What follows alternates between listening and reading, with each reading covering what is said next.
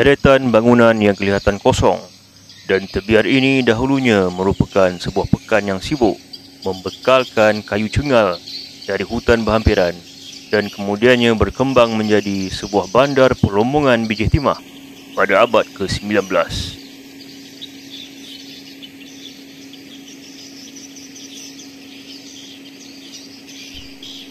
Lombong Bijih dibuka di sini pada 1877 dengan penduduk mencecah lebih 2,400 orang.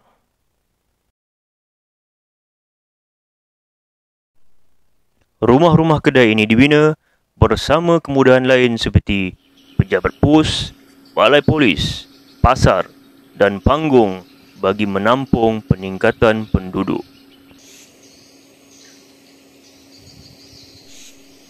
Industri perlombongan biji timah merupakan sebahagian daripada sejarah penting ketika zaman penjajahan, yang mana perlombongan timah sudah bermula sejak 1820-an.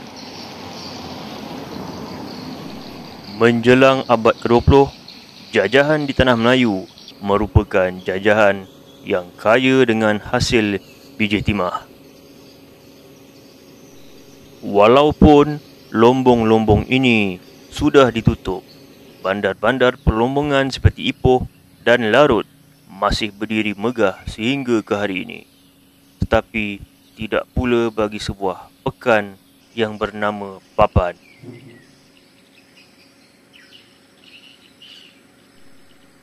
Pekan yang pada asalnya didiami kaum Melayu dan Cina ini merupakan bandar pembalakan pada 1840-an, membekalkan kayu cengal yang digunakan dalam pembuatan sampan, bangunan dan perabot.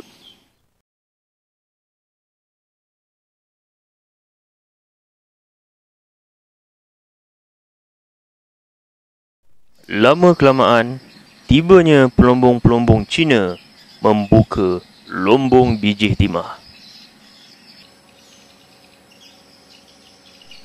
Hasil balak tadi pula kemudiannya menjadi bahan mentah kepada peralatan awal perlombongan, juga sebagai bahan api mesin-mesin wap.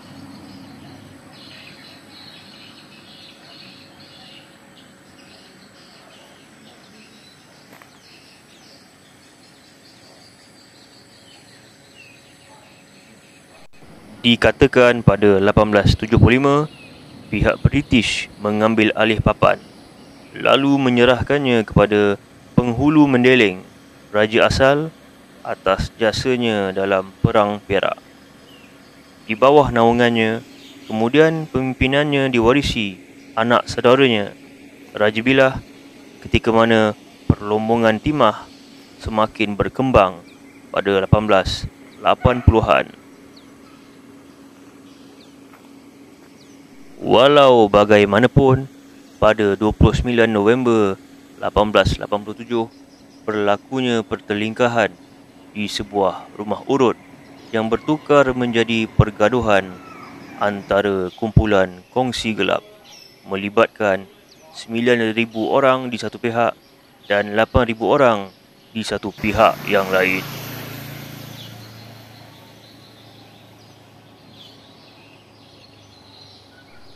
Apabila Jepun menyerang Tanah Melayu, Parti Komunis Melaya membentuk Tentera Anti-Jepun Penduduk Tanah Melayu MPAJA atau Bintang 3 yang berjalan secara sulit selepas British berundur pada 1942.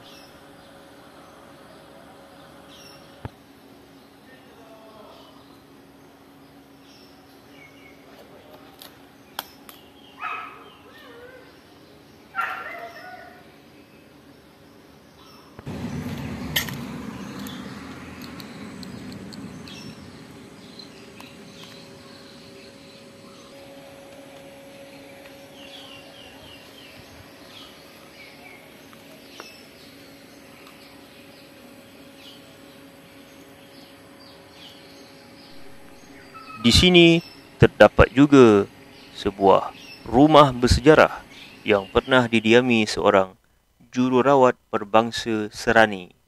Sibyl Katigasu yang menjadikan rumahnya itu sebagai sebuah klinik bersama suaminya, Dr. Abdon, merawat anggota penentang daripada bintang 3 semasa Perang Dunia Kedua.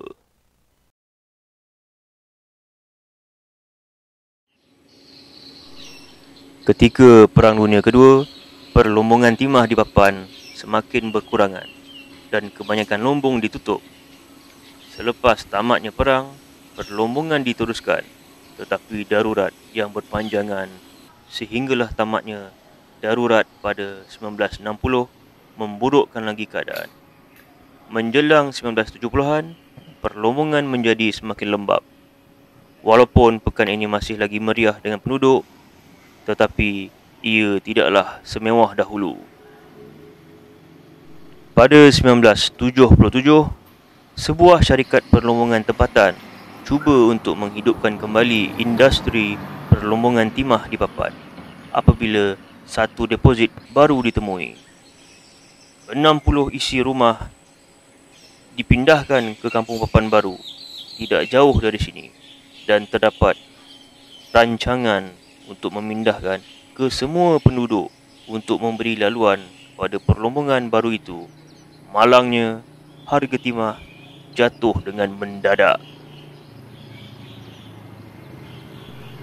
Terdapat kurang daripada 300 penduduk di Papan, kebanyakannya warga emas yang mendiami di 10 rumah kedai lama di sepanjang jalan besar. 200 lagi di rumah-rumah papan berhampiran.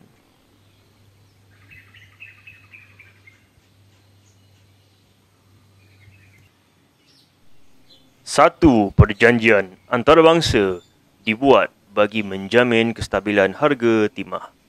Perjanjian Timah Antarabangsa. Majlis Timah Antarabangsa, sebuah badan pentadbir, sepatutnya menyalurkan wang tunai bagi mengekalkannya, tetapi kehilangan dana mengakibatkan kegagalan perjanjian tersebut pada 1985. Lalu harga timah terus jatuh dan masa depan Papan turut lumpuh. Akhirnya, saki-baki pelombong yang masih ada berpindah meninggalkan pekan malang ini.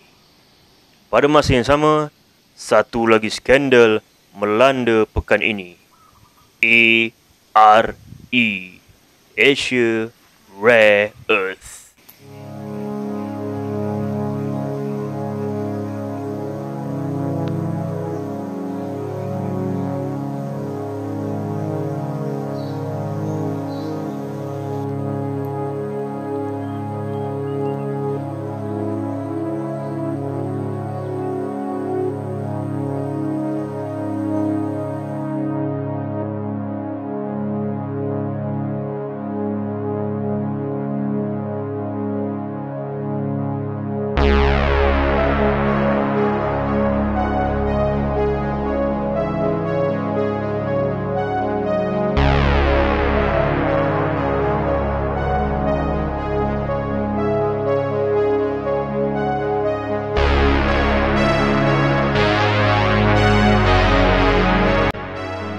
Apabila aduan tidak berbalas, penduduk Papan dan pekan berhampiran bersama-sama memulakan siri bantahan terhadap ARE.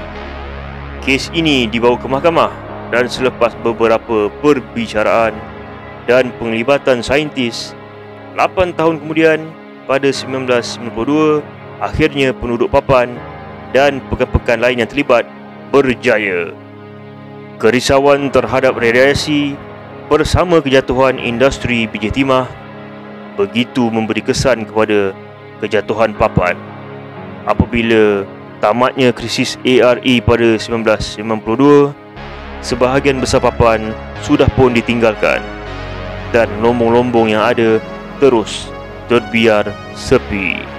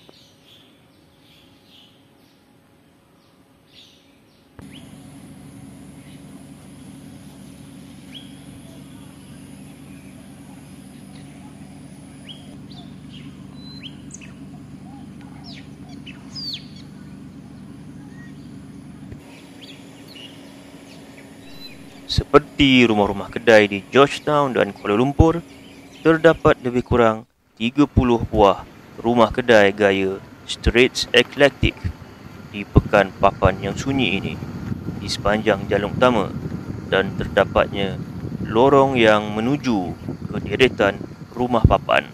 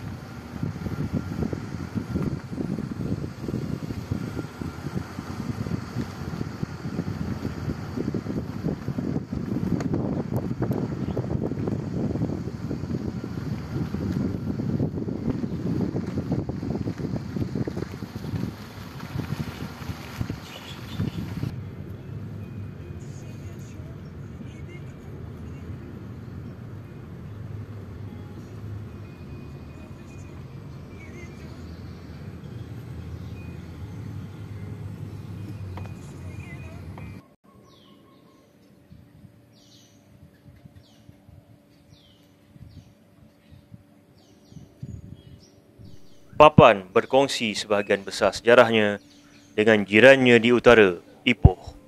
Tetapi Ipoh terus bertahan dan berkembang, sementara pekan ini semakin dilupakan. Pada 2019, terdapat beberapa pihak berminat untuk memelihara pekan ini, tetapi tiada tindakan lanjutan dibuat. Kita mungkin terbayang jika pekan papan ini mampu mengubah nasibnya dan terus bertahan seperti jiran-jirannya yang lain.